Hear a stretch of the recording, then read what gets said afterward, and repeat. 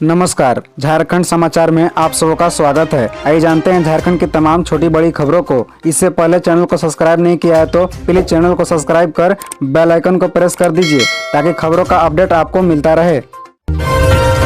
केजरीवाल जासूसी प्रकरण, झारखंड तक पहुंची जांच। बाबूलाल ने सीएम हेमंत पर लगाए गंभीर आरोप। बता दें कि राजनीति से जुड़े लोगों की जासूसी से जुड़ी आग जो दिल्ली में लगी है उसकी आंच झारखंड तक भी पहुंच रही है। दिल्ली के मुख्यमंत्री अरविंद केजरीवाल पर विपक्ष के नेताओं की जासूसी करने के आरोप लगने के बाद अब झारखंड में बीजेपी विधायक दल के नेता बाबूलाल मरांडी ने भी प्रदेश की मौजूदा सरकार पर गंभीर आरोप लगाए हैं। बाबूलाल मरांडी ने दिल्ली जासूसी प्रकरण का हवाला देते हुए कहा कि झारखंड में भी कुछ ऐसा ही किया जा रहा है। उन्होंने आरोप लगाया कि प्रदेश में विरोधियों की आवाज दबाने और गवाहों को प्रभावित करने के लिए साजिश की जा रही है। गौरतलब है कि बाबूलाल मरांडी का यह बयान प्रदेश में भूचाल ला सकता है। बाबूलाल मरांडी ने केजरीवाल जासूसी प्रकरण से जुड़ी मीडिया रिपोर्ट को अपने आधिकारिक सोशल मीडिया अकाउंट पर शेयर करते हुए लिखा कि झारखंड में भी कुछ ऐसा ही किया जा रहा है। विरोधियों की आवाज दबाने एवं उच्च स्तरीय जांच और गवाहों को प्रभावित करने के लिए कुछ अधिकारियों के मिलीभगत से नियम विरुद्ध जासूसी षड्यंत्र एवं साजिश कराया जा रहा है। भारत सरकार की एजेंसियों को इसकी जाँच एवं कार्रवाई करनी चाहिए। झारखंड के शिक्षकों को अब छुट्टी के लिए ऐसे करना होगा ऑनलाइन आवेदन, जाने पूरा प्रोसेस। झारखंड में शिक्षकों को अब छुट्टी के लिए ऑनलाइन आवेदन ही देना होगा। इस संबंध में स्कूली शिक्षा एवं साक्षरता विभाग ने पत्र जारी किया है। शिक्षा सचिव के रवि कुमार द्वारा डीईओ और डीएससी को पत्र लिखा गया है। जिलों को भेजे गए पत्र में कहा गया है कि शिक्षकों की ऑनलाइन छुट्टी के लिए ई-विद्यावाहिनी पोर्टल पर एप्लीकेशन उपलब्ध कराया गया है। इसमें शिक्षा विभाग के पदाधिकारी प्रधानाध्यापक से लेकर शिक्षक तक की छुट्टी के लिए आवेदन देने की सुविधा दी गई है। छुट्टी किसके माध्यम से स्वीकृत होगी इसकी भी जानकारी उपलब्ध है। पत्र में स्पष्ट कहा गया है कि किसी अन्य माध्यम से छुट्टी के लिए आवेदन देने पर इसे स्वीकृत नहीं किया जाएगा। शिक्षकों के द्वारा प्रति माह ली गई छुट्टी का विवरण भी इस पर उपलब्ध होगा। सभी पदाधिकारियों को इसकी जानकारी प्रधानाध्यापक और शिक्षक को देने को कहा गया है। इस माह 20 फरवरी को शिक्षकों की शिकायतों का निपटारा करने के लिए कैंप लगाया जाएगा। बूढ़ा पहाड़ के ग्रामीणों को रोजगार से जोड़ने की प्रक्रिया शुरू, मिलेगा यह काम, जाने कितनी मिलेगी तनख्वाह। बता दें कि बूढ़ा पहाड़ में ग्रामीणों को रोजगार से जोड़ने और रोजगार की सुविधा प्रदान करने के लिए झारखंड पुलिस 6 घोड़े की खरीद करेगी। इस दिशा में झारखंड जगुआर ने तैयारी शुरू कर दी है। घोड़े की खरीदारी के बाद इसे बूढ़ा पहाड़ में रहने वाले 6 ग्रामीणों को सौंपा जाएगा। ग्रामीणों के चयन के लिए उनका आधार कार्ड भी मांग लिया गया है। पुलिस अधिकारियों से मिली जानकारी के अनुसार पहाड़ के ऊपर सुरक्षा कैंप में जो जवान रहते हैं उनके पास अभी खाना सहित अन्य सामान हेलीकॉप्टर के माध्यम से पहुंचा जाते हैं। इसके अलावा ग्रामीणों भी अभी अपने माथा या कंधे पर सामान ढोकर ऊपर ले जाते हैं। उन्हें 2000 रुपए की दर से भुगतान किया जाता है। लेकिन ग्रामीणों के लिए ऊपर सामान ढोकर ले जाना काफी कठिन काम है क्योंकि पहाड़ के ऊपर चढ़ाई काफी कठिन है। इसलिए ग्रामीणों को इस काम के लिए घोड़े दिए जाएंगे। इसके बाद सामान ले जाने के एवज में 1500 रुपए का भुगतान किया जाएगा। घोड़े की देखभाल करने और खिलाने की जिम्मेदारी ग्रामीणों की होगी। घोड़ा दिए जाने के बाद वहाँ के ग्रामीणों के लिए बाजार सहित अन्य स्थान से सामान लाकर ऊपर पहाड़ पर पहुँचाना एक रोजगार की तरह होगा।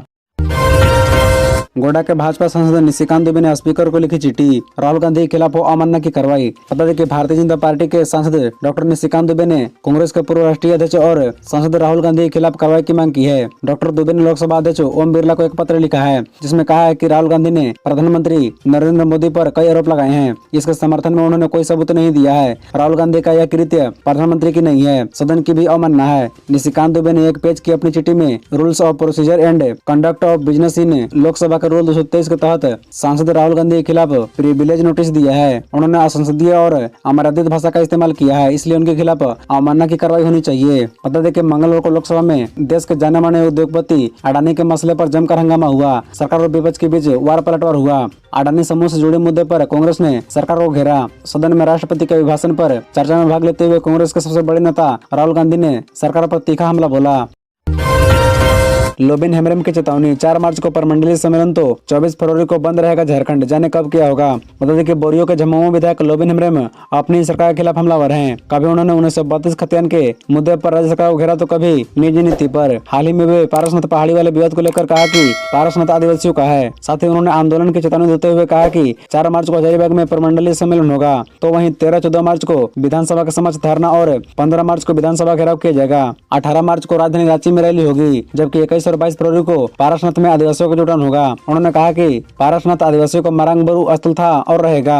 लोबिन हेम्ब्रम कुछ दिन पहले ही झारखंड बंद का ऐलान किया था। उन्होंने कहा था कि कुछ लोग मुझे पार्टी से निकालने की बात कर रहे हैं, लेकिन मुझे पार्टी से निकाल सकते हैं, माटी से नहीं। उन्होंने कहा कि मैं उन्हीं बातों को उठा रहा हूं जो चुनाव के दौरान जनता से वादा किए गए थे। बजट सत्र से पहले आज हेमंत सोरेन कैबिनेट की बैठक, होंगे कई अहम फैसले। बता दें कि झारखंड की हेमंत सोरेन सरकार की कैबिनेट की आज बैठक होगी। इसमें कई अहम फैसलों पर चर्चा होगी। झारखंड में 27 फरवरी से बजट सत्र शुरुआत हो रही है। बजट सत्र 2023-24 अगले 24 मार्च तक चलेगा। हेमंत सोरेन की सरकार 3 मार्च 2023 को अपना बजट सत्र पेश करेगी। झारखंड की संयुक्त प्रगतिशील गठबंधन यानी यूपीए सरकार को यह आखिरी पूर्ण बजट होगा। अगले साल सरकार सदन में वोट ऑन अकाउंट पेश करेगी। राज्यपाल रमेश बैस के अभिभाषण के साथ 27 फरवरी को बजट सत्र प्रारंभ होगा। 28 फरवरी को अभिभाषण पर धन्यवाद प्रस्ताव व वाद विवाद होगा। 1 मार्च को वित्तीय वर्ष 2022-23 के तृतीय अनुपूरक बजट व्यय विवरण का उपस्थापना किया जाएगा। 2 मार्च को अनुपूरक व्यय का वाद विवाद और मतदान होगा। 3 मार्च को प्रश्नकाल के बाद सरकार वित्तीय वर्ष 2023-24 का बजट पेश करेगी। खेलो इंडिया में 2 गोल्ड जीतने वाले झारखंड के आशा के पास घर नहीं, तंगहाल है परिवार। बता दें कि अपनी रफ्तार से पूरे देश को चमत्कृत कर देने वाली आशा किरण बारलाव का परिवार मुफलिसी का जीवन जी रहा है। आशा ने इस बार भोपाल में चल रहे खेलो इंडिया यूथ गेम की एथलेटिक्स स्पर्धा में 2 गोल्ड मेडल हासिल कर गुमला और झारखंड का नाम रोशन किया है। लेकिन प्रशासनिक कुव्यवस्था और लापरवाही का आलम यह है कि आशा के गाँव नावाडी स्थित घर पर न तो पीने के पानी की व्यवस्था है और न ही शौचालय की व्यवस्था। गुमला जिले के कमडारा प्रखंड की नावाडी गाँव में रहने वाली आशा का परिवार को मिला प्रधानमंत्री आवास 2 साल बाद भी पूरा नहीं हो पाया है। नतीजतन उनका परिवार मिट्टी के एक जीर्ण शीर्ण घर में रहता है। उनकी बड़ी बहन फ्लोरेंस बारला भी अंतर्राष्ट्रीय स्तर पर एथलीट है। आशा के पारा शिक्षक पिता विलियम बारला की मार्च 2013 में मौत हो गई थी। मिट्टी के घर में माँ रोजलिया आइंद, 2 भाई, 1 भाभी और 2 बहनें रहती है। कमडरा सीओ दीप्ति प्रियंका कुजूर ने कहा कि समस्या सुलझाने के लिए प्रखंड प्रशासन प्रयासरत है। झारखंड पारा मेडिकल कर्मियों की हड़ताल का 21वां दिन, कईयों की हालत बिगड़ी, बाबूलाल ने सरकार को घेरा। बता दें कि झारखंड के 7,000 से ज्यादा स्वास्थ्य कर्मी हड़ताल पर हैं। राष्ट्रीय स्वास्थ्य मिशन के तहत कार्यरत झारखंड के जीएनएम, एएनएम सहित अन्य पारा मेडिकल कर्मी बीते 21 दिनों से हड़ताल पर हैं। 21 स्वास्थ्य कर्मी ऐसे हैं जो पिछले 24 जनवरी से ही आमरण अनशन पर हैं। उनकी हालत दिन ब दिन बिगड़ती जा रही है। बता दें कि स्वास्थ्य कर्मी सेवा नियमित किए जाने की मांग कर रही हैं। स्वास्थ्य कर्मियों का कहना है कि उन्हें सेवा देते हुए 10 साल बीत चुके हैं। सुप्रीम कोर्ट के दिशा निर्देश के मुताबिक उनकी सेवा नियमित की जानी चाहिए।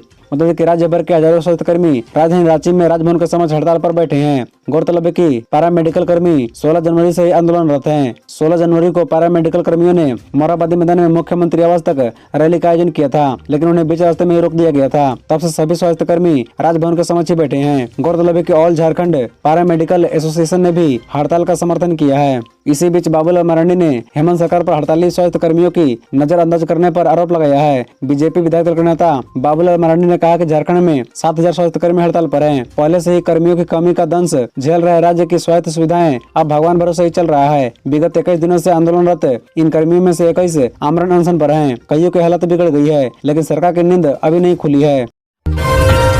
एचईसी रांची को मिले 300 करोड़ रुपए, लेकिन नहीं मिला हिसाब, भारी उद्योग मंत्री का दावा। बता दें कि उद्योग मंत्री डॉक्टर महेंद्रनाथ पांडे ने कहा कि स्मार्ट सिटी और अन्य स्रोतों से एचईसी को करोड़ों रुपए मिले हैं, लेकिन 300 करोड़ रुपए का हिसाब नहीं मिल रहा है। इसकी जांच कराएंगे। उन्होंने कहा कि एचईसी का जल्द कल्याण होगा। एचईसी को लेकर जो प्रस्ताव बनाया गया है वो वर्तमान में प्रधानमंत्री कार्यालय में विचाराधीन है। इस पर जल्द निर्णय लिया जाएगा। प्रस्ताव को लेकर अभी खुलासा नहीं कर सकते हैं, लेकिन विश्वास है कि एचईसी को लेकर कुछ भी नकारात्मक नहीं होगा। मंत्री डॉक्टर पांडे ने मंगलवार को सांसद संजय सेठ के नेतृत्व में एचईसी संघर्ष मोर्चा के प्रतिनिधिमंडल से भेंट की। पूजा सिंघल पर आरोप गठन मामले में सुनवाई पूरी, फैसला सुरक्षित। 16 फरवरी को होगी फिर सुनवाई। बता दें कि महात्मा गांधी ग्रामीण रोजगार गारंटी योजना घोटाला मामले में फंसी झारखंड के निलंबित आईएएस अधिकारी पूजा सिंघल पर आरोप गठन मामले में सुनवाई बृहस्पतिवार को पूरी हो गई। रांची स्थित पीएमएलए कोर्ट में इस मामले में सुनवाई हुई। विशेष जज ने दोनों पक्षों की दलीलें सुनने के बाद अपना फैसला सुरक्षित रख लिया। इसके साथ ही सुनवाई की अगली तारीख 16 फरवरी तय कर दी है। उसी दिन आरोप गठन पर फैसला आने की उम्मीद है। मतलब कोर्ट में सुनवाई शुरू हुई तो पूजा सिंघल के वकील ने केस से जुड़े समग्र दस्तावेज मांगे। पूजा सिंघल के वकील का कहना था कि उन्हें प्रवर्तन निदेशालय की तरफ से कुछ दस्तावेज उपलब्ध कराए गए हैं। उनके मुवक्किल को जांच से जुड़े सभी दस्तावेज उपलब्ध कराए जाए। इस पर ईडी ने वकील से कहा कि कुछ ऐसे दस्तावेज हैं जो आरोपी को नहीं दे सकता है। इस पर दोनों पक्षों के बीच जमकर बहस हुई। इसके बाद जज ने अपना फैसला सुरक्षित रख लिया। देश का पहला डिजिटल खिलाड़ी पोर्टल झारखंड में लॉन्च, खिलाड़ियों की समस्याओं के समाधान में बनेगा मददगार। बता दें मुख्यमंत्री हेमंत सोरेन ने झारखंड में खेल की नर्सरी बनाने के लक्ष्य के साथ खेल और खिलाड़ियों के संपूर्ण विकास के लिए जोहार खिलाड़ी स्पोर्ट्स इंटीग्रेटेड पोर्टल की शुरुआत की है। इसके तहत झारखंड स्पोर्ट्स डिजिटलाइजेशन सोच के साथ यह पहला ऐसा पोर्टल देश में रखा है। जो राज्य के प्रगतिशील और मेहनती खिलाड़ियों के हुनर को और तराशने का प्रयास करेगा।